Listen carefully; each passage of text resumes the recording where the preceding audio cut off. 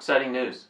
I got an email this morning from mpb.com that says they received my gear and that it is being moved on to the checking process.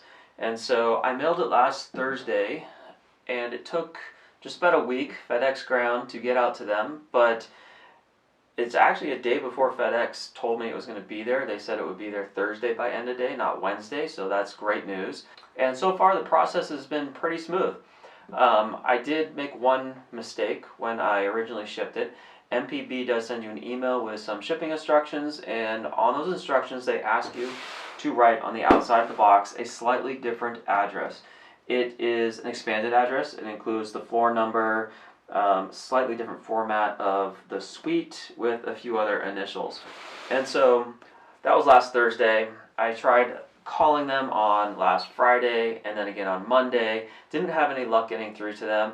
Then on Monday, I went ahead and I clicked on their little chat icon on their website. That was unavailable, and so I left a message with my email address and my TX ID, and I never heard back from them. So Tuesday, I went ahead and gave them another call, but this time, instead of pressing option number 1 on their telephone service, I pressed option number 2. And within about 5 minutes, I got a real person and talked to him, told him what I did. He said that's not really a big deal, it just kind of helps a little bit with routing things, but they receive big bins of their packages on a daily basis, and so it wasn't too bad. I feel confident still that everything is going smoothly, and it's definitely going a little bit quicker than I expected. So I've gone ahead and taken my Ricoh GR2, which I never use. It pretty much sits on the shelf back here, and thought, you know what, I wonder how much they'll give me for that. And so I plugged it in, and I was actually super shocked at the price they were giving it back to me.